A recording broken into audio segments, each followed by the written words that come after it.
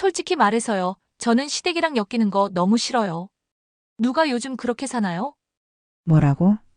결혼했다고 해서 제가 왜 시어머니 챙겨드려야 해요? 저도 일하는 사람이에요. 주말에 쉬고 싶어요. 명절 때 시댁에 가기도 싫고 전화도 부담스러워요. 며느리의 입에서 나온 이 말들에 65세 선자 씨는 귀를 의심했습니다. 처음에는 천사 같다고 생각했어요. 말 한마디 한마디가 공손했고 어쩜 그렇게 부모를 섬길 줄 아는지 눈물이 날 뻔했죠.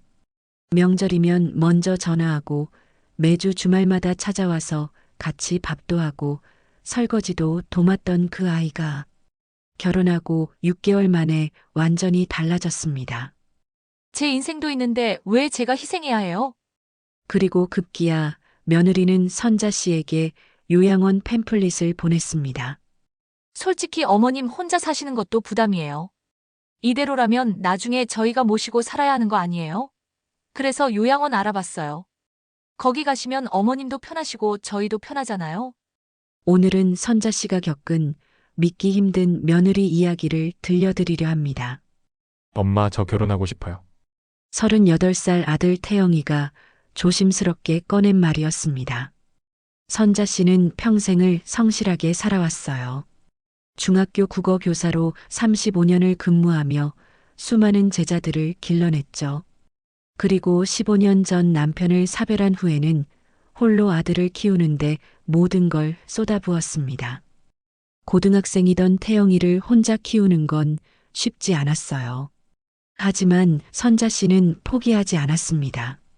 아들이 공부에 전념할 수 있도록 학원비를 벌기 위해 방학마다 과외까지 뛰었고 밤늦게 돌아오는 아들을 위해 늘 따뜻한 밥을 준비해뒀죠.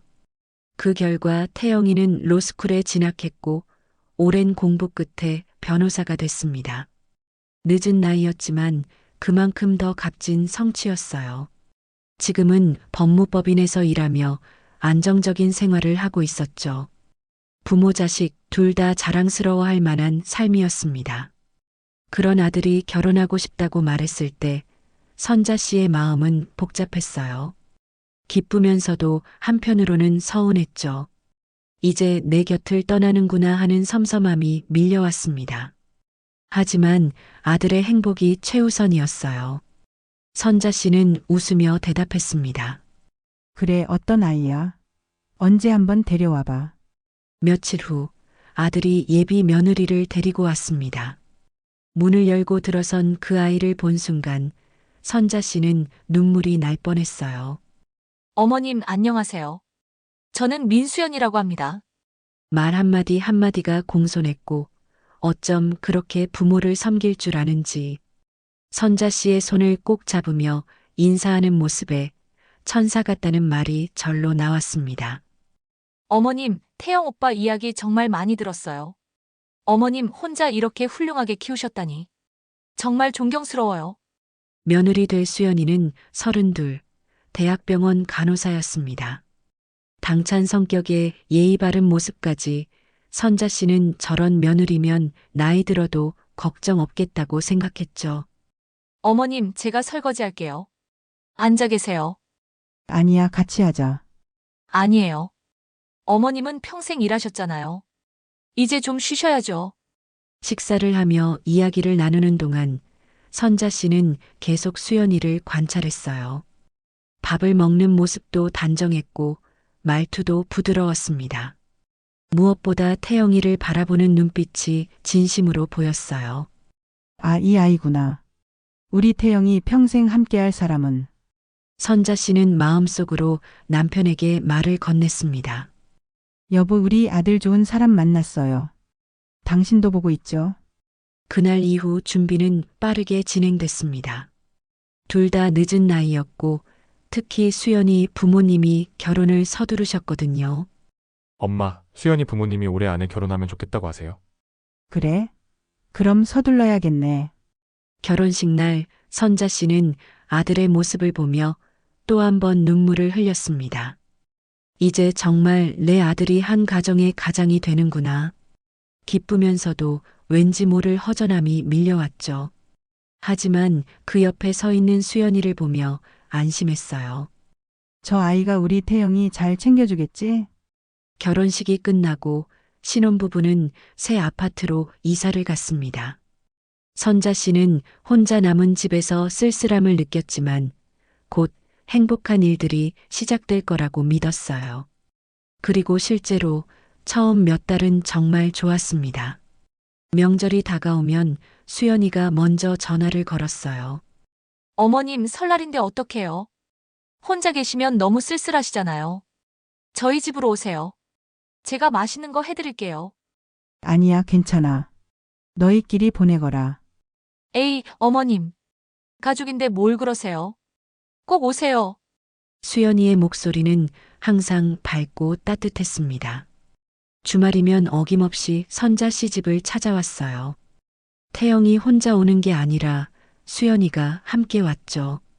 어머님, 장 좀 봐드릴까요? 냉장고에 뭐 없으신 것 같던데. 아니야, 괜찮아. 혼자 먹는 건데 뭐. 에이, 그래도요. 오빠랑 같이 마트 다녀올게요. 오빠 같이 장 보러 다녀오자. 어머님 빨리 다녀올게요. 쉬고 계세요. 힘들게 무슨 장을 봐. 그럼 조심히 다녀오거라. 다녀오는 길에 데이트도 하고. 네, 어머님 맛있는 거 사올게요. 수연이는 정말 살뜰했습니다. 장을 봐오는 것은 물론이고 청소도 도와주고 심지어 선자 씨가 입을 옷까지 사다 드렸어요. 어머님, 이거 어머님 잘 어울리실 것 같아서 샀어요. 한번 입어보세요. 아이고, 이런 거 사올 필요 없는데. 제가 사드리고 싶어서 산 거예요. 제 친정엄마라고 생각하고 해드리는 거니까 부담 갖지 마세요. 선자 씨는 감동했습니다.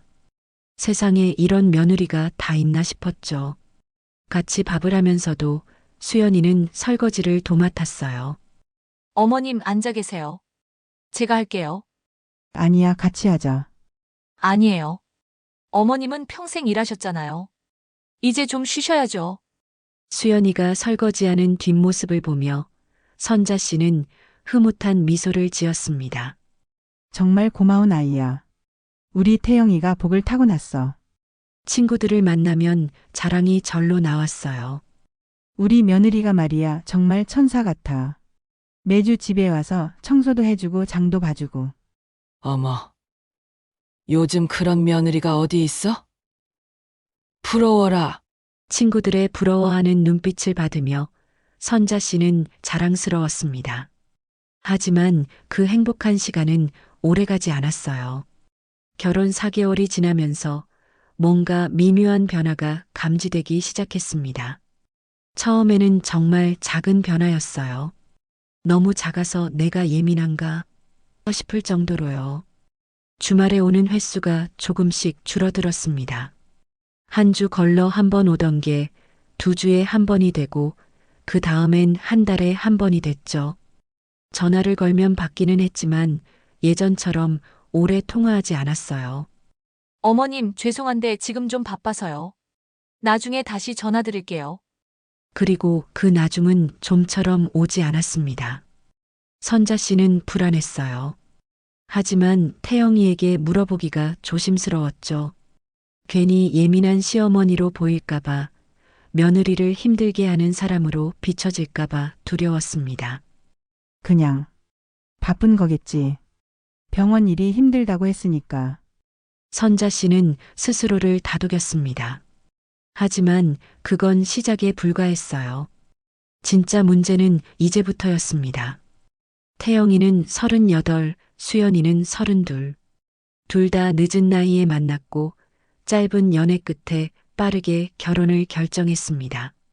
태영이는 법무법인에서 변호사로 일하며 안정적인 수입을 올리고 있었고 수연이는 대학병원 간호사로 야근과 당직을 소화하며 바쁜 나날을 보내고 있었죠.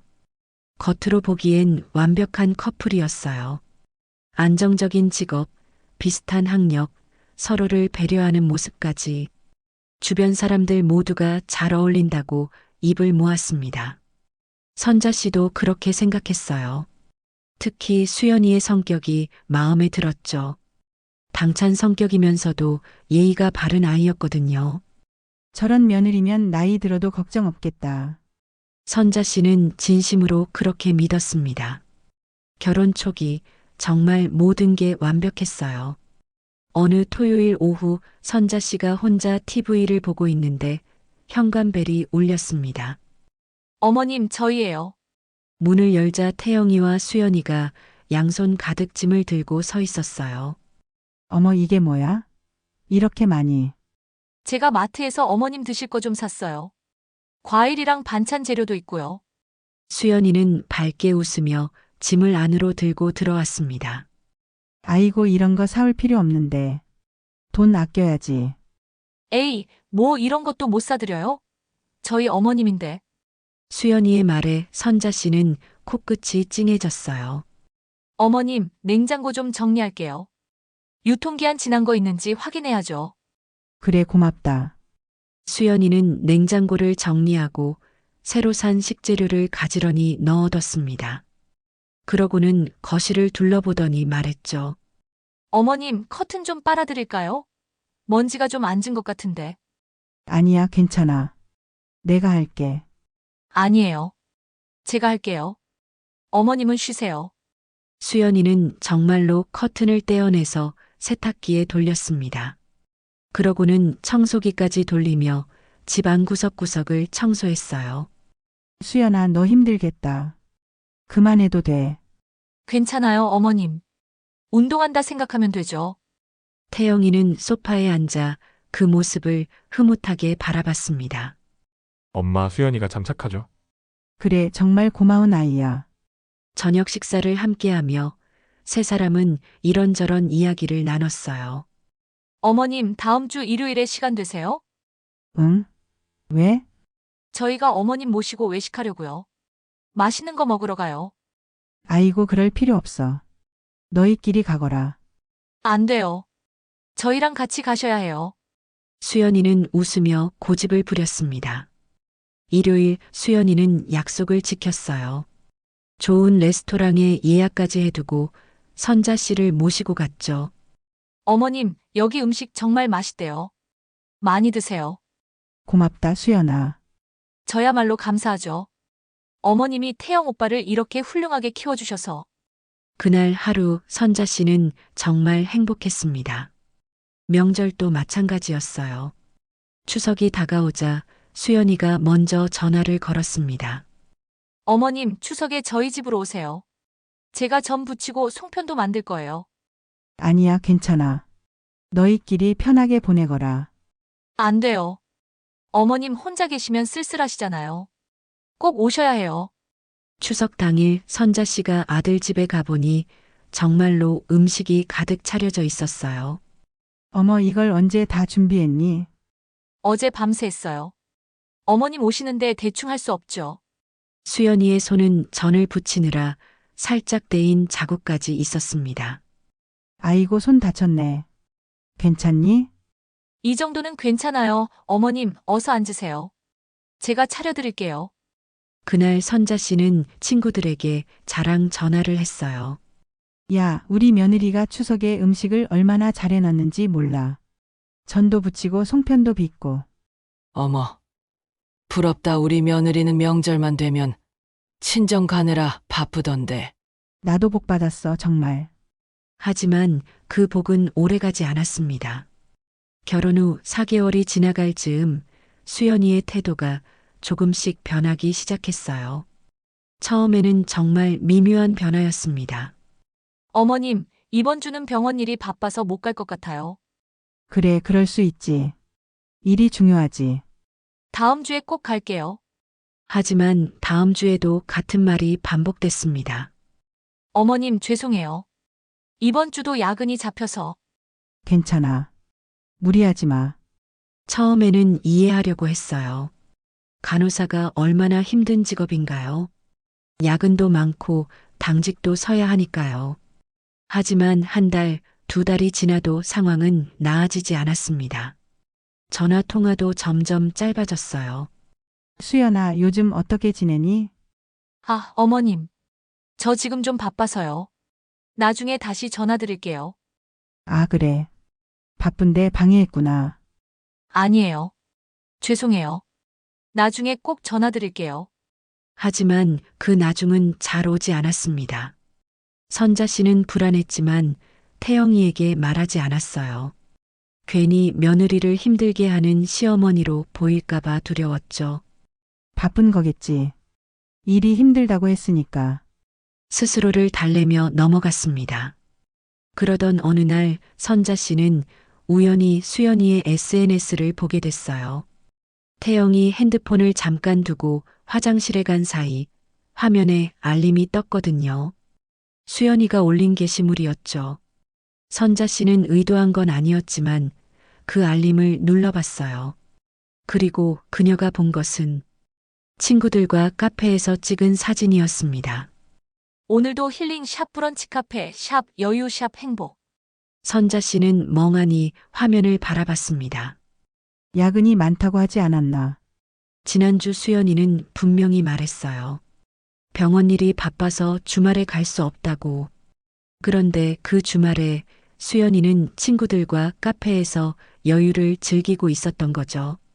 선자 씨는 가슴이 철렁 내려앉는 걸 느꼈습니다. 나를 피하는 거구나. 그 순간 모든 퍼즐이 맞춰지는 것 같았어요. 갑자기 바빠진 것도, 전화를 잘 안 받는 것도, 집에 안 오는 것도 모두 핑계였던 겁니다. 선자 씨는 처음으로 혼잣말을 했습니다. 내가 뭘 서운하게 했나. 목소리가 떨렸어요. 눈물이 핑 돌았죠. 내가 뭘 잘못했을까? 무슨 실수를 했을까? 아무리 생각해봐도 떠오르는 게 없었습니다. 선자 씨는 며느리에게 잘해주려고 노력했어요. 간섭하지 않으려고 조심했고 필요할 때만 도움을 줬죠. 잘해주려고 해도 또 그렇게 느껴지지 않을 수 있으니 곰곰이 생각해 보려고 했습니다. 하지만 도무지 떠오르지 않았죠. 그런데 왜 갑자기 이렇게 변한 걸까요? 며칠을 고민하다가 선자 씨는 용기를 냈습니다. 직접 물어보기로 한 거예요. 손이 떨렸지만 선자 씨는 수연이에게 전화를 걸었습니다. 여보세요? 수연이의 목소리는 예전처럼 밝지 않았어요. 수연아, 나다 지금 바쁘니? 아, 어머님. 무슨 일이세요? 예전에는 어머님 하고 밝게 대답했는데 지금은 무슨 일이세요? 라니. 마치 볼일 없으면 전화하지 말라는 듯한 느낌이었습니다. 아니, 그냥. 우리 언제 한번 얼굴 보자꾸나. 보고 싶어서 그래. 선자 씨는 최대한 부드럽게 말했습니다. 전화 너머로 잠시 침묵이 흘렀어요. 그리고 수연이 대답했습니다. 어머님, 저도 요즘 사람 만나는 거 피곤해서요. 병원 일만으로도 지쳐요. 그 말에 선자 씨는 할 말을 잃었습니다. 사람 만나는 게 피곤하다고? 내가 그냥 사람인가? 그래. 그럼 몸조리 잘하고. 네, 어머님도 건강하세요. 뚝. 전화가 끊어졌습니다. 선자 씨는 그 자리에 멍하니 앉아 있었어요. 전화를 끊는 소리만 귓가에 맴돌았죠. 친구들은 만나면서. 시어머니는 피곤하다고. 그날 밤 선자 씨는 잠을 이루지 못했습니다. 천장을 바라보며 계속 생각했어요. 내가 뭘 잘못한 걸까? 왜 저 아이가 변한 걸까? 하지만 아무리 생각해도 답은 나오지 않았습니다. 그리고 선자 씨는 알지 못했죠. 이건 시작에 불과하다는 걸, 더 큰 충격이 기다리고 있다는 걸요. 그 후로 며느리는 태영이의 생일 파티에도 오지 않았습니다. 엄마 미안해. 수연이가 그날 당직이래. 태영이의 목소리에는 미안함이 가득했어요. 괜찮아. 내가 생일인데 뭐. 둘이 나중에 따로 축하해. 선자 씨는 괜찮은 척했지만 속은 무너져 내리는 것 같았습니다. 아들 생일인데. 며느리가 안 오다니. 선자 씨는 아들을 위해 미역국을 끓이고 아들이 좋아하는 음식들을 준비했어요. 혼자서 식탁에 차려놓고 보니 왠지 모르게 쓸쓸했습니다. 엄마 맛있다. 역시 엄마 손맛이야. 태영이는 밝게 웃으며 밥을 먹었지만 선자 씨는 아들의 눈빛이 예전 같지 않다는 걸 느꼈어요. 뭔가 힘들어하는 것 같았죠. 태영아, 너 요즘 괜찮니? 응? 괜찮아. 왜? 아니, 그냥. 힘든 일 있으면 엄마한테 말해. 알았어, 엄마. 하지만 태영이는 아무 말도 하지 않았습니다. 그리고 추석이 다가왔어요. 작년 추석에는 수연이가 그렇게 열심히 음식을 준비했었죠. 밤새 전을 부치고 송편을 빚으며 어머니 모시는데 대충 할 수 없죠라고 했던 그 아이가 올해는 달랐습니다. 엄마 미안해. 수연이가 친정에 먼저 가봐야 한대. 할머니가 편찮으셔서. 아, 그래. 그럼 어쩔 수 없지. 할머니 빨리 쾌차하시길 바란다고 전해. 선자 씨는 이해한다고 말했지만 마음 한구석이 허전했습니다. 친정 할머니가 편찮으시면 당연히 가봐야지. 하지만 며칠 후 선자 씨는 또다시 수연이의 SNS를 보게 됐어요. 추석 연휴 동안 찍은 사진들이었습니다. 친구들과 놀러 간 여행 사진이었죠. 추석 연휴 제대로 즐기기 샵 속초 샵 바다 샵 힐링 여행. 선자 씨는 핸드폰을 든 손이 떨렸습니다. 할머니가 편찮으시다고 하지 않았나. 거짓말이었던 겁니다. 시댁에 가기 싫어서 핑계를 댄 거였죠. 선자 씨는 아들에게 이 사실을 말해야 할까 고민했어요. 하지만 말하지 못했습니다. 며느리와 아들 사이를 갈라놓는 시어머니가 되고 싶지 않았거든요. 모르는 척하자. 아들이 행복하면 그걸로 됐어. 선자 씨는 속으로 삼켰습니다. 태영이는 점점 말이 없어졌습니다. 예전처럼 밝게 웃지도 않았고 전화 통화도 짧아졌어요. 엄마 나 바빠. 나중에 다시 전화할게. 그래, 알았어. 일 열심히 해. 하지만 나중에 다시 전화가 오는 경우는 거의 없었습니다. 선자 씨도 점점 눈치를 보게 됐습니다. 아들에게 전화하는 것조차 조심스러워졌죠. 며느리가 싫어할까봐, 아들이 힘들어할까봐 내가 뭔가 잘못하고 있는 건가? 자책하는 날들이 계속됐습니다. 어느 날 선자 씨는 용기를 내서 아들에게 전화를 걸었어요. 태영아, 이번 주말에 시간 돼? 왜 그래, 엄마? 아니, 그냥 밥이나 같이 먹을까 해서. 오랜만에 보고 싶어. 전화 너머로 잠시 침묵이 흘렀습니다. 엄마, 미안해. 이번 주는 좀 힘들 것 같아. 수연이랑 약속이 있어서. 아, 그래. 괜찮아. 다음에 보자. 응. 미안해, 엄마. 전화를 끊고 나서 선자 씨는 한참을 멍하니 앉아 있었어요. 약속이 있다고? 며느리는 나를 피하는데 아들은 며느리 약속 때문에 엄마를 못 만나는구나. 씁쓸했습니다. 그러던 중 충격적인 일이 벌어졌어요. 어느 날 오후 선자 씨에게 택배가 한 통 도착했습니다. 발신인을 확인하지 않고 상자를 열어봤는데 안에는 병원과 요양원 상담 팸플릿이 여러 장 들어 있었습니다. 실버타운 안내. 노인 전문 요양병원. 쾌적한 환경의 시니어 케어 센터. 이게 뭐지? 처음에는 광고인가 싶었어요. 요즘 이런 광고가 많이 오니까요. 하지만 택배 송장을 다시 확인한 순간 선자 씨는 숨이 멎는 것 같았습니다. 송장에는 수연이의 이름이 적혀 있었습니다. 선자 씨의 손이 떨렸어요. 팸플릿을 다시 펼쳐봤죠. 24시간 전문 케어 시스템. 독립적이고 품격 있는 노후 생활. 가족의 부담을 덜어드립니다. 글자들이 눈에 들어오지 않았습니다. 머릿속이 하얘졌어요. 혹시 나를 요양원으로 보내려는 건가? 선자 씨는 중얼거렸습니다. 믿고 싶지 않았지만 다른 해석이 떠오르지 않았어요. 왜 이러는 거야? 내가 그렇게 짐이 됐나? 가슴이 답답했습니다. 숨쉬기가 힘들 정도로요. 선자 씨는 소파에 주저앉아 한참을 울었어요. 천사 같다고 생각했던 며느리가 이제는 자신을 요양원으로 보내려 한다는 사실이 믿기지 않았습니다. 내가 뭘 잘못했길래? 내가 그렇게 불편했나? 그날 저녁 선자 씨는 태영이를 불렀습니다. 태영아, 너 엄마 얘기 좀 하자. 엄마 무슨 일이에요? 아들의 표정이 어두웠어요. 뭔가 알고 있다는 표정이었죠. 선자 씨는 떨리는 손으로 팸플릿을 내밀었습니다. 이게 수연이가 보낸 거니? 태영이는 팸플릿을 보더니 고개를 숙였습니다. 그리고 한참을 침묵하다가 작은 목소리로 말했어요. 미안해요, 엄마. 그 한마디에 선자 씨는 모든 걸 알았습니다. 수연이가 요양원 얘기를 꺼냈어요. 태영이의 목소리가 떨렸습니다. 뭐라고? 나중에는 모셔야 할 수도 있는데 우리 집에선 어머니랑 같이 못 살 것 같다고? 선자 씨는 아무 말도 할 수 없었어요. 가슴이 무너져 내리는 것 같았습니다. 같이 못 산다고? 나를? 엄마, 나도 처음 듣고 너무 놀랐어요. 그래서 안 된다고 했는데 그래서?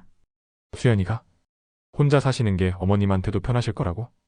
전문적인 케어를 받으시는 게 더 나을 거라고? 태영이는 말을 잇지 못했습니다. 선자 씨는 눈물이 주르륵 흘러내렸습니다.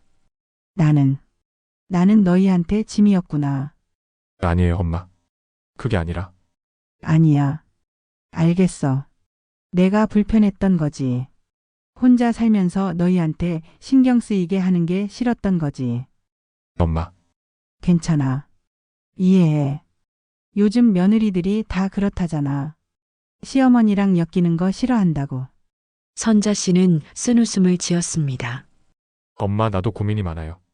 수연이한테 어머님은 우리 가족이라고 요양원은 말도 안 된다고 했는데 그래서 수연이는 뭐래? 태영이는 대답하지 못했습니다. 그 침묵이 답이었죠. 그날 밤 선자 씨는 밤새 잠을 이루지 못했어요. 창밖을 바라보며 계속 생각했죠. 내가 그렇게 불편한 사람이었나? 내가 뭘 잘못한 걸까? 하지만 이번에도 답은 나오지 않았습니다. 천사 같다고 생각했던 며느리, 착하고 예의 바르고 살뜰했던 그 아이가 이제는 시어머니를 요양원으로 보내려 한다니. 처음부터 연기였던 걸까? 아니면 정말로 변한 걸까? 선자 씨는 알 수 없었습니다. 그리고 선자 씨는 결심했습니다. 직접 수연이를 만나서 물어보기로요. 이 아이의 진짜 속마음이 뭔지, 내가 정말로 뭘 잘못한 건지 직접 듣고 싶어. 선자 씨는 며느리에게 전화를 걸었습니다. 며칠 후 선자 씨는 아들 집을 찾아갔습니다. 태영이에게는 미리 말하지 않았어요. 수연이와 단둘이 이야기하고 싶었거든요. 주말 오후 2시쯤 선자 씨는 아들 집 앞에 섰습니다. 초인종을 누르기 전 한참을 망설였어요. 정말 물어봐도 될까? 혹시 오해는 아닐까? 하지만 이대로 넘어갈 수는 없었습니다. 진실을 알고 싶었어요. 띵동. 초인종을 누르자 잠시 후 수연이가 문을 열었습니다. 어머님, 왜 오셨어요? 수연이의 표정은 반갑지 않았습니다. 오히려 귀찮다는 듯한 표정이었죠. 예전에 어머님 하고 밝게 반기던 그 모습은 어디에도 없었어요. 들어가도 되겠니? 아, 네. 수연이는 마지못해 문을 열어줬습니다. 거실에 앉아 마주한 두 사람. 침묵이 흘렀어요. 선자 씨가 먼저 입을 열었습니다. 수연아, 내가 뭘 잘못했니? 네. 수연이가 의아한 표정을 지었습니다. 나한테 불편한 게 있으면 말해줘, 고칠게. 선자 씨의 목소리가 떨렸습니다. 수연이는 잠시 침묵하다가 말했어요. 어머님 불편한 게 아니라 그럼 뭐니? 왜 갑자기 이러는 거야? 요양원 팸플릿. 그건 뭐니? 내가 그렇게 짐이 됐니? 선자 씨의 눈에서 눈물이 떨어졌습니다. 내가 그렇게 불편한 사람이니? 내가 너희한테 뭘 그렇게 잘못했니? 수연이는 한참을 말없이 있다가 천천히 입을 열었습니다. 어머님, 응? 솔직히 말씀드려도 될까요? 수연이의 목소리가 달라졌습니다. 예전에 그 부드럽고 공손한 목소리가 아니었어요. 말해봐. 저는요. 수연이가 선자 씨를 똑바로 쳐다봤습니다. 시댁이랑 엮이는 거 너무 싫어요. 요즘은 그렇게 안 살아요, 어머님. 선자 씨는 귀를 의심했습니다. 뭐라고? 결혼했다고 해서 제가 왜 시어머니 챙겨드려야 해요? 저도 일하는 사람이에요. 주말에 쉬고 싶어요. 명절 때 시댁 가기 싫어요. 전화도 부담스러워요. 수연이의 말은 계속됐습니다. 마치 참고 있던 것을 쏟아내는 것처럼요. 처음에는 착한 며느리 역할 해봤는데요. 너무 힘들더라고요. 매주 어머님 댁 가서 청소하고 설거지하고. 제 인생도 있는데 왜 제가 희생해야 해요? 선자 씨는 말문이 막혔습니다. 희생? 내가 너한테 희생을 강요했니? 아니요. 하지만 기대하셨잖아요. 착한 며느리 되길. 주말마다 찾아오고 전화하고 챙겨드리고. 그건 내가 원한 게 아니라 내가 먼저. 선자 씨의 목소리가 떨렸습니다. 제가 먼저 했으니까 계속해야 해요. 저도 힘들어요. 솔직히 어머님 혼자 사시는 것도 부담이에요. 나중에 우리가 모시고 살아야 하는 거 아니에요? 수연이는 거침없이 말을 이어갔습니다. 그래서 요양원 알아봤어요. 거기 가시면 어머님도 편하시고 저희도 편하잖아요. 전문 케어도 받으실 수 있고요. 선자 씨는 그 자리에서 무너질 것 같았습니다. 이게 진짜 그 아이의 본 모습이었구나. 천사 같다고 생각했던 며느리의 진짜 얼굴을 이제야 본 것 같았어요.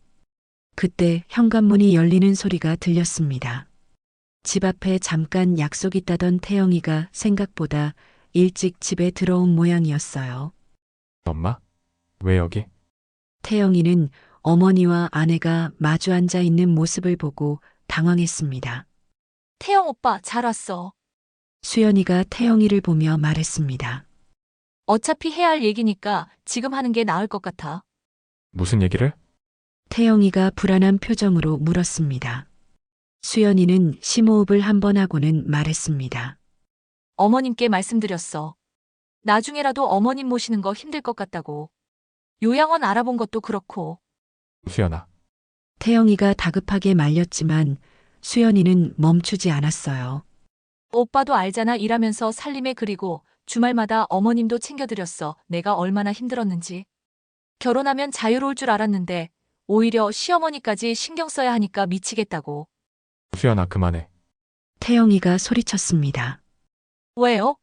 사실인데. 저도 제 인생이 있어요. 매주 주말마다 시댁 가고 명절마다 음식 준비하고 전화 받고. 저 언제 쉬어요? 그건 엄마가 원한 게 아니잖아. 하지만 기대하셨잖아요. 착한 며느리가 되길. 그렇게 안 하면 나쁜 며느리가 되는 거잖아요. 선자 씨는 더 이상 듣고 있을 수가 없었습니다. 알았다. 선자 씨가 일어섰습니다. 엄마. 태영이가 어머니의 팔을 붙잡았지만 선자 씨는 뿌리쳤습니다. 괜찮아. 이제 알았어. 선자 씨는 현관으로 향했습니다. 어머님, 오해하지 마세요. 제가 어머님을 싫어하는 건 아니에요. 그냥. 수연이가 뒤에서 말했지만 선자 씨는 듣지 않았어요. 나도 내가 싫은 건 아니야. 선자 씨가 문을 열며 말했습니다. 그냥 우리가 서로 불편한 거지. 그러니까 이제 안 볼게. 편하게 살아. 엄마. 태영이가 따라 나왔지만 선자 씨는 돌아보지 않았습니다. 엘리베이터를 타고 내려오는 동안 선자 씨는 눈물을 참았어요. 하지만 밖으로 나오는 순간 눈물이 주르륵 흘러내렸습니다. 이게 결혼의 민낯인가? 천사 같던 며느리가 6개월 만에 달라진 게 아니라 처음부터 연기였던 겁니다. 착한 며느리 역할을 하다가 이제는 그 가면을 벗어던진 거였죠. 선자 씨는 집으로 돌아왔습니다. 빈집에 혼자 앉아서 한참을 울었어요. 그날 밤 태영이에게서 전화가 왔습니다. 엄마, 죄송해요. 정말 죄송해요. 태영이는 울고 있었습니다. 괜찮아. 내 잘못이 아니야. 아니에요. 제 잘못이에요. 제가 수연이를 잘 몰랐어요. 아니, 보려고 하지 않았어요. 엄마, 저 어떻게 하면 좋아요? 너 수연이 사랑하니? 선자 씨의 질문에 태영이는 대답하지 못했습니다. 사랑한다면 잘 살아봐. 엄마는 괜찮으니까. 엄마, 사랑하지 않는다면 그것도 내 선택이야. 엄마는 내가 행복하면 그걸로 됐어. 선자 씨는 전화를 끊었습니다. 그날 이후 선자 씨는 결심했습니다. 더 이상 아들 부부에게 짐이 되지 않기로요. 말없이 짐을 쌌습니다. 하지만 요양원이 아니라 고향 마을로 내려가기로 했어요. 차라리 혼자 사는 게 나아. 눈치 보며 사느니. 선자 씨의 마음은 산산조각 나 있었습니다. 하지만 떠나기 전 태영이가 찾아왔습니다. 엄마 어디 가려고 그래? 고향에 가려고. 거기서 살면 마음이 편할 것 같아. 왜요? 왜 갑자기? 엄마가 생각이 짧았어. 가까이 사는 것도 부담일 수 있겠다 생각이 들기도 하고. 가끔 보면 더 반가울 수도 있어. 태영아, 결혼해서 살다 보면 이런 일 저런 일 수도 없이 많은 일이 있어. 부부는 원래 그런 거야. 너무 속상해하거나 마음 쓰지 말고. 수연이랑 풀고 잘 지내. 엄마는 엄마 인생 사는 거고 넌 너 인생 살아야지. 엄마는 너한테 짐이 되고 싶은 생각 조금도 없어. 엄마는 짐이 아니에요. 태영이가 소리쳤습니다. 엄마, 괜찮아. 엄마는 괜찮아. 선자 씨는 가방을 들고 일어섰습니다. 엄마 가지 마세요. 제발. 태영아. 선자 씨가 아들의 얼굴을 쳐다봤습니다. 그리고 혼자 말을 했습니다. 엄마가 여기 있으면 너희 부부 사이만 더 나빠질 거야. 차라리 떨어져 사는 게 서로에게 나아. 그리고 울고 있는 태영에게 선자 씨가 위로하듯 말했습니다. 태영아, 수연이가 한 말 다 틀린 말은 아닌 것 같아. 요즘 세상이 그렇게 변했나 봐. 엄마가 옛날 생각만 한 거지. 아니에요, 엄마. 수연이가 잘못한 거예요. 잘잘못을 따질 일이 아니야. 그냥 우리가 서로 맞지 않는 거지. 선자 씨는 현관문을 열었습니다. 가끔 전화할게. 너무 걱정하지 마. 엄마, 선자 씨는 돌아보지 않고 집을 나섰습니다. 택시를 타고 고향으로 향하는 동안 선자 씨는 창밖을 바라봤어요. 이게 맞는 걸까? 정말 이게 최선일까? 하지만 다른 방법이 떠오르지 않았습니다. 천사 같던 며느리는 가면을 벗었고 아들은 그 사이에서 괴로워하고 있었죠. 차라리 내가 없는 게 나아. 선자 씨는 그렇게 생각했습니다. 그리고 그날부터 선자 씨의 새로운 삶이 시작됐습니다. 혼자 사는 삶이요. 3개월이 지났습니다.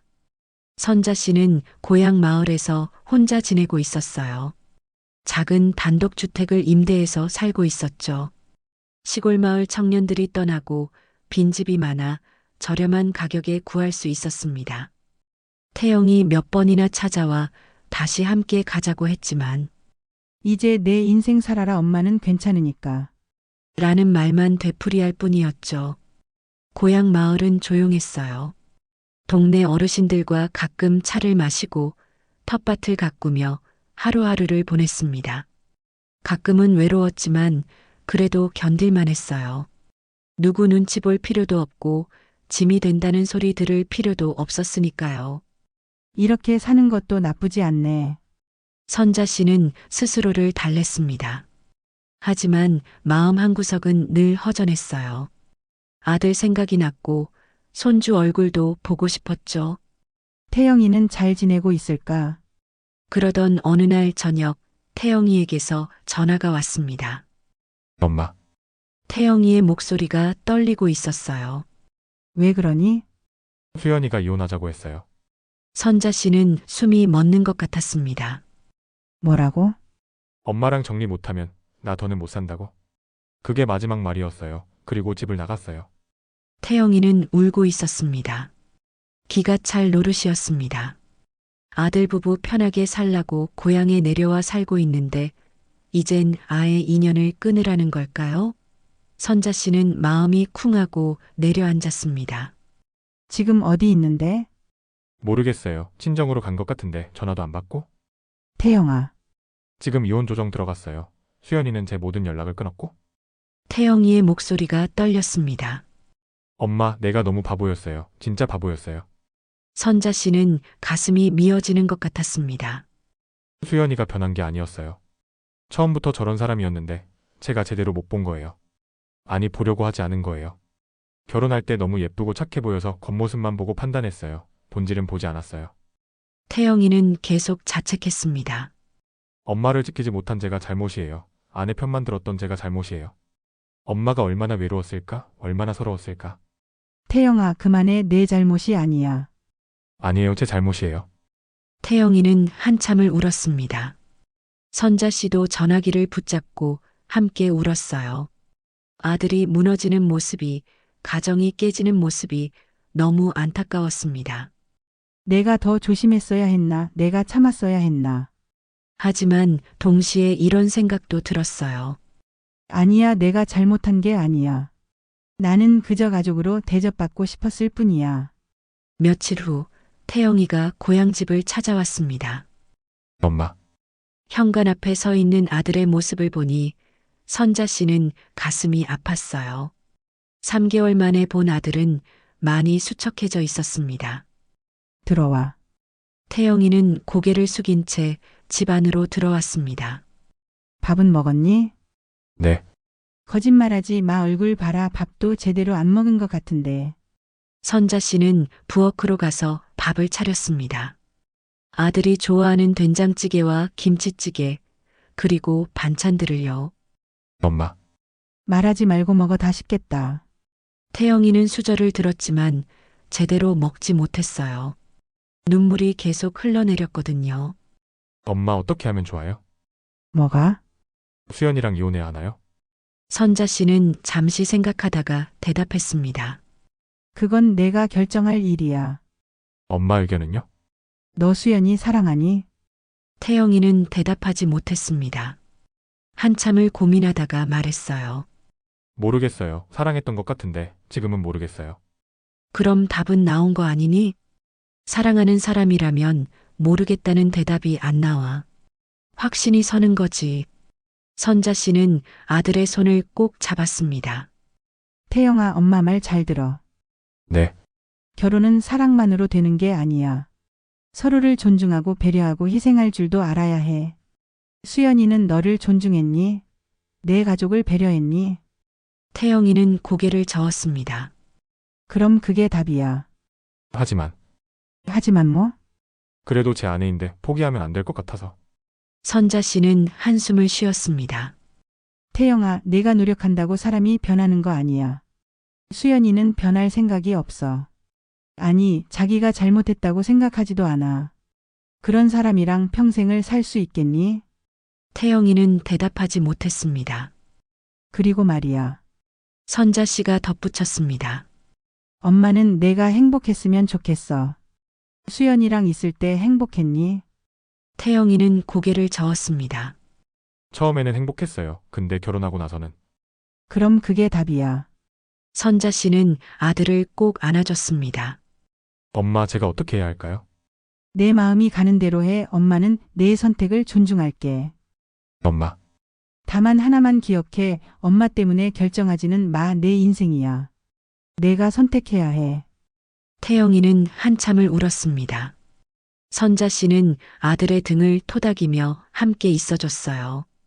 그날 밤 태영이는 고향집에서 묵었습니다. 다음 날 아침 태영이가 말했습니다. 엄마 결정했어요.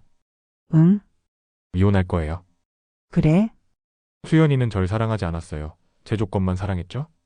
안정적인 직업, 괜찮은 수입 그런 것들만요. 태영이의 목소리는 담담했습니다.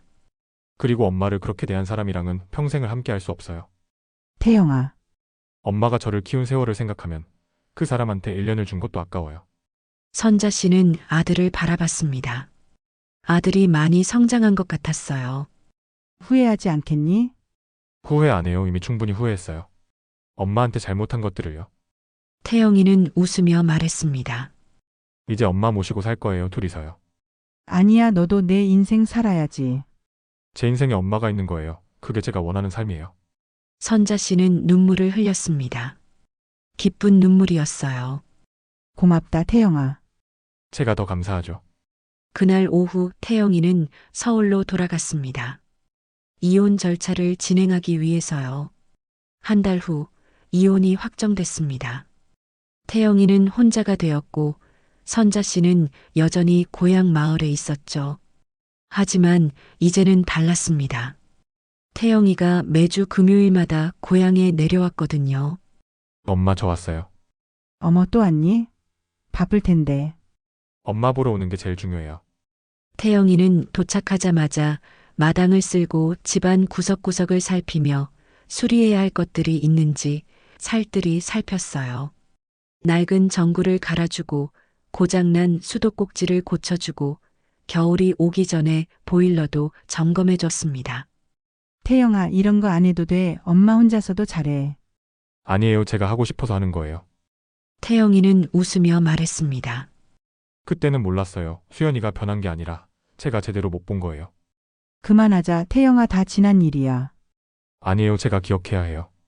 엄마를 소중히 여기지 못했던 제 자신을 절대 잊으면 안 돼요. 선자 씨는 아들의 뒷모습을 보며 미소 지었습니다. 이제야 철이 든 건가? 이혼이 확정된 지 한 달이 지났습니다. 태영이는 매주 금요일마다 어김없이 고향에 내려왔어요. 일이 바쁠 텐데도 어머니를 보러 오는 걸 한 번도 거르지 않았죠. 엄마 이번 주에 뭐 필요한 거 없어요? 없어. 다 있어. 정말요? 저 마트 갈 건데 뭐 사다 드릴까요? 태영이는 예전과 달라졌어요. 어머니의 작은 불편함도 놓치지 않으려고 애썼죠. 어느 토요일 오후 태영이와 선자 씨는 함께 텃밭을 가꾸고 있었습니다. 엄마 이거 어떻게 하는 거예요? 아이고 하하 이렇게 하는 거야 하하. 선자 씨는 아들에게 상추 모종을 심는 법을 가르쳐 줬습니다. 태영이는 서툴렀지만 열심히 따라했어요. 엄마 제가 해볼게요. 엄마는 그늘에 앉아 계세요. 그래 한번 해봐라. 선자 씨는 평상에 앉아 아들의 뒷모습을 바라봤습니다. 이제야 철이 든 건가? 참 늦게도 컸네. 하지만 늦었어도 다행이었어요. 아들이 소중한 걸 깨달았으니까요. 저녁을 먹으며 태영이가 조심스럽게 물었습니다. 엄마 서울로 다시 올라오시는 건 어때요? 왜? 엄마 여기 좋은데. 그래도 제가 모시고 살고 싶어서요. 아니야, 너도 이제 내 인생 살아야지. 선자 씨는 고개를 저었습니다. 엄마가 제 인생이에요. 그렇게 말하지 마. 너도 언젠가 좋은 사람 만나서 다시 결혼해야지. 아니에요. 당분간은 생각 없어요. 태영이는 단호하게 말했습니다. 주변에서 재혼하라고 하는 사람들 많더라. 네 있어요. 근데 다 거절했어요. 왜? 아직 젊은데. 엄마 솔직히 말씀드릴게요. 태영이는 수저를 내려놓고 어머니를 바라봤습니다. 저 이제 결혼이 뭔지 알 것 같아요. 사랑도 중요하지만 더 중요한 건 서로를 존중하는 거더라고요. 수연이는 저를 존중하지 않았어요. 제 가족도 존중하지 않았고요. 그런 사람이랑은 아무리 사랑해도 행복할 수 없어요. 태영이의 목소리는 담담했습니다. 그래서 이제는 신중하게 선택하고 싶어요. 결혼은 두 사람만의 문제가 아니라 가족 전체의 문제니까요. 그래. 내가 그렇게 생각한다니 엄마도 마음이 놓인다. 선자 씨는 아들의 손을 꼭 잡았습니다. 다음에는 더 좋은 사람 만나면 좋겠다. 엄마도 며느리랑 친하게 지내보고 싶구나. 네, 엄마. 그날 밤 선자 씨는 오랜만에 편안한 잠을 잤어요. 아들이 곁에 있다는 사실이, 그리고 아들이 성장했다는 사실이 마음을 따뜻하게 했습니다. 하지만 며칠 후 예상치 못한 일이 벌어졌습니다. 태영이에게 수연이가 연락을 해온 거예요. 엄마 수연이가 다시 만나자고 연락 왔어요. 뭐? 선자 씨는 놀랐습니다. 이혼한 게 후회된다고. 다시 한번 기회를 달라고. 너 어떻게 할 거니? 당연히 거절했죠. 태영이는 단호하게 말했습니다. 주변 사람들도 한 번 더 생각해보라고 하더라고요. 부부인데 용서하고 다시 시작할 수도 있는 거 아니냐고요. 그래서? 수연이는 변하지 않을 거예요. 미안하다고 말은 하지만 진심으로 뭘 잘못했는지 모르는 것 같아요. 엄마한테 사과도 없었어요. 자기가 힘들었다는 얘기만 하더라고요. 선자 씨는 고개를 끄덕였습니다. 그래, 내 판단이 옳아. 엄마도 그렇게 생각하세요? 응, 진심으로 반성하지 않는 사람이랑 다시 시작한들 똑같은 일이 반복될 뿐이야. 네, 저도 그렇게 생각해요. 태영이는 안도하는 표정을 지었습니다. 그날 이후로도 수연이는 몇 번 더 연락을 했지만 태영이는 단호하게 거절했어요. 주변 사람들 중에는 그래도 한 번 더 생각해봐라. 용서가 미덕이야라고 말하는 사람도 있었지만 태영이는 흔들리지 않았습니다. 엄마, 저 잘하고 있는 거죠? 응, 잘하고 있어. 가끔 제가 너무 냉정한 건 아닌가 싶기도 해요. 아니야. 냉정한 게 아니라 현명한 거야. 선자 씨는 아들을 다독였습니다. 사람은 쉽게 변하지 않아. 특히 자기가 잘못했다고 생각하지 않는 사람은 더더욱. 네, 엄마. 시간이 흐르면서 태영은 점점 안정을 찾아갔습니다. 일에도 집중할 수 있었고 어머니와 함께하는 시간도 늘어났죠. 어느 일요일 오후 태영과 선자 씨는 마을 산책로를 걷고 있었습니다. 엄마, 저 요즘 행복해요. 그래? 네. 예전에는 몰랐어요. 진짜 행복이 뭔지. 태영이는 웃으며 말했습니다. 결혼하면 다 행복해질 줄 알았어요. 근데 아니더라고요. 진짜 행복은 가족과 함께 있을 때, 서로를 존중하고 사랑할 때 오는 거더라고요. 선자 씨는 아들의 손을 꼭 잡았습니다. 그래, 내가 깨달았으면 됐어. 늦게 깨달아서 죄송해요, 엄마. 아니야. 깨달았으니까 다행이지. 두 사람은 한참을 말없이 걸었습니다. 서로의 존재만으로도 충분했어요. 그날 저녁 선자 씨는 일기를 썼습니다. 오늘도 태영이가 다녀갔다. 함께 텃밭도 가꾸고 산책도 했다. 평범한 하루였지만 이런 날들이 쌓여 행복이 되는 것 같다. 며느리를 미워하지 않는다. 다만 안타까울 뿐이다. 진짜 소중한 것이 무엇인지 모르고 살아가는 그 아이가. 태영이는 많이 성장했다. 이제는 혼자서도 잘 살아갈 수 있을 것 같다. 그게 엄마로서 가장 뿌듯하다. 앞으로도 이렇게 평온하게 살 수 있었으면 좋겠다. 서로를 아끼고 존중하며.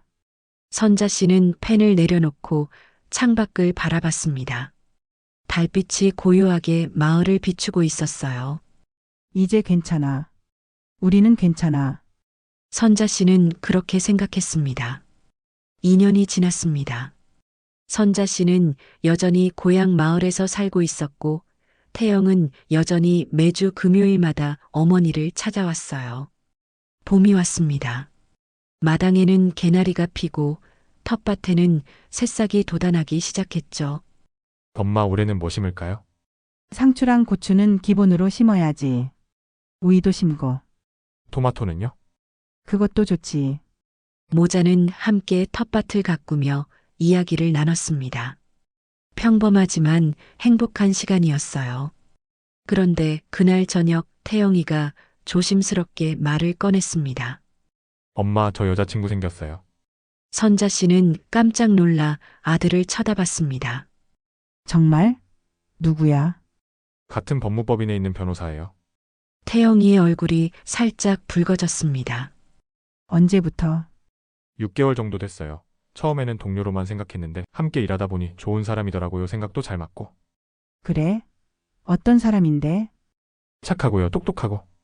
무엇보다 다른 사람을 존중할 줄 아는 사람이에요. 태영이는 웃으며 말했습니다. 그리고 가족을 중요하게 생각하는 사람이에요. 선자 씨는 아들의 표정을 보며 안심했습니다. 예전 수연이를 말할 때와는 다른 표정이었거든요. 그 사람도 너 좋아하니? 네.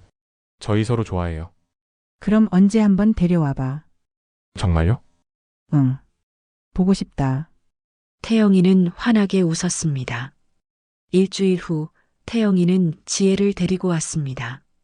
어머님 안녕하세요. 박지혜라고 합니다. 30대 중반으로 보이는 여성이 공손하게 인사했어요.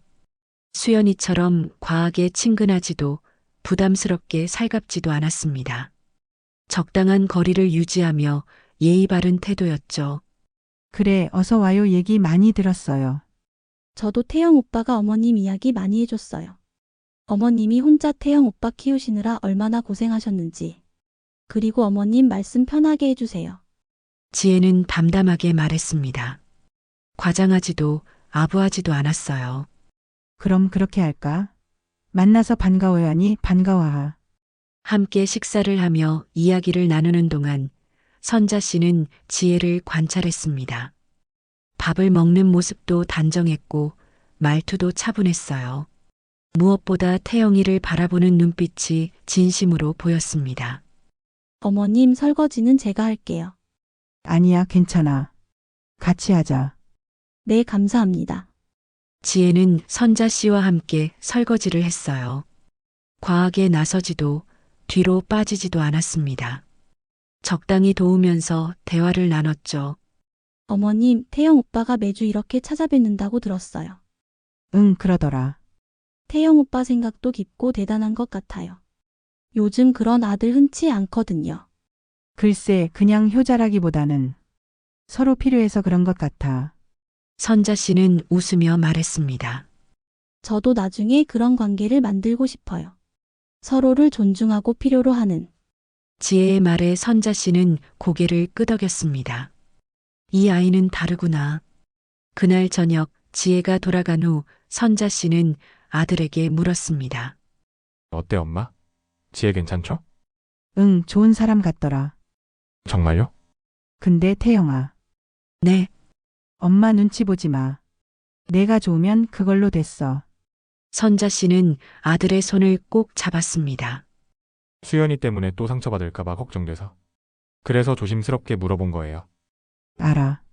근데 지혜는 다른 것 같아. 과하게 잘해주려고 하지도 않고 적당한 거리를 유지하더라. 그게 오히려 더 진짜 같아. 태영이는 고개를 끄덕였습니다. 네, 저도 그렇게 느껴요. 6개월이 더 지났습니다. 태영이와 지혜는 결혼을 결정했어요. 엄마, 우리 결혼하려고 해요. 그래? 축하한다. 근데 이번에는 조용히 하려고요. 가족들만 모여서 식사하는 걸로요. 그게 좋겠다 근데 태영아. 네, 엄마? 혹시 지혜네 집에서 너 재혼인 거에 대해 알고 계시니? 네, 그럼요. 다 알고 계시고 허락도 받았어요. 다행히 이해해 주셨어요.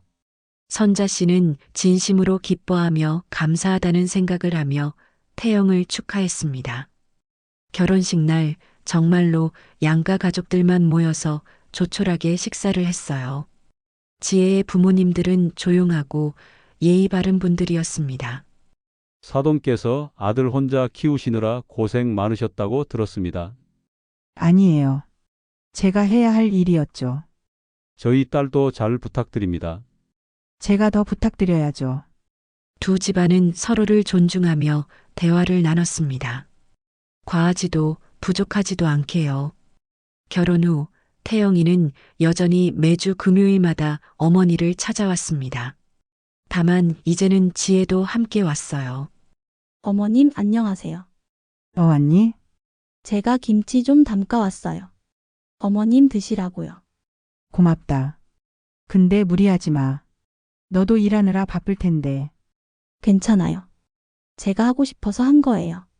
지혜는 과하지 않게 적당히 챙겨줬습니다. 부담스럽지 않은 정도로요. 어느 일요일 오후 세 사람은 함께 산책을 하고 있었습니다. 엄마, 지혜가요 내년 봄에 아이 낳을 것 같아요. 정말? 정말이니? 아이고, 드디어 손주를 보는구나. 선자 씨는 너무 기쁘고 행복해서 눈물이 날 것 같았습니다. 어머님 그때 좀 도와주실 수 있으세요? 지혜가 조심스럽게 물었습니다. 당연하지. 얼마든지. 감사합니다. 근데 너무 무리하지 않으셨으면 해요. 친정엄마도 도와주신다고 하셨어요. 그래, 그게 좋겠다. 선자 씨는 지혜의 배려에 고마움을 느꼈습니다. 이 아이는 정말 다르구나. 적당한 선을 알아. 그날 저녁 태영이와 지혜가 돌아간 후 선자 씨는 창밖을 바라봤습니다. 석양이 아름답게 지고 있었어요. 여보, 우리 아들 이제 진짜 행복해요. 좋은 사람 만나서 새 가정을 꾸렸어요. 곧 손주도 태어날 거예요. 선자 씨는 마음속으로 남편에게 말을 건넸습니다. 힘든 일도 많았지만 지나고 보니 다 의미가 있었어요. 태영이가 성장했고 진짜 중요한 게 뭔지 깨달았으니까요. 바람이 불어왔습니다. 따뜻한 봄바람이었어요. 그날 밤 선자 씨는 오랜만에 일기장을 꺼냈습니다. 2년이 지났다. 수연이와 이혼한 지 2년. 내가 고향으로 내려온 지 2년 반. 그동안 참 많은 일이 있었다. 천사 같던 며느리가 가면을 벗었고 아들은 상처받았고 나는 고향으로 도망쳤다. 하지만 지금은 다르다. 태영이는 진짜 좋은 사람을 만났다. 태영이는 서로를 존중하고 배려하는 게 무엇인지 알고 또 그런 사람을 만난 것 같다. 아들이 곁에 있고 좋은 며느리가 생겼고 곧 손주도 볼 것이다. 수연이를 미워하지 않는다. 오히려 고맙다. 그 아이가 없었다면 태영이도 나도 이렇게 성장하지 못했을 것이다.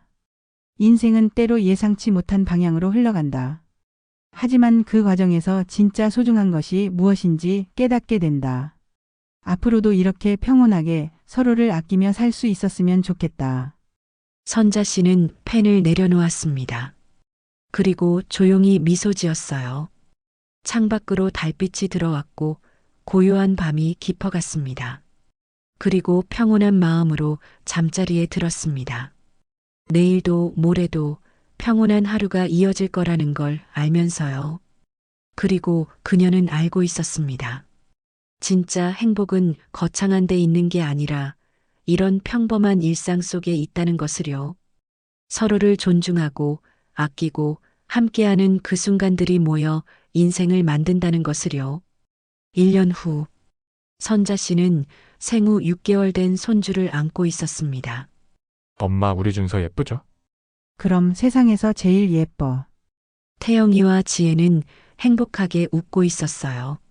어머님 너무 무리하지 마세요. 제가 할게요. 괜찮아. 손주 보는 게 이렇게 행복한 줄 몰랐어. 선자 씨는 손주를 보며 미소 지었습니다. 여보, 우리 손주 봐요.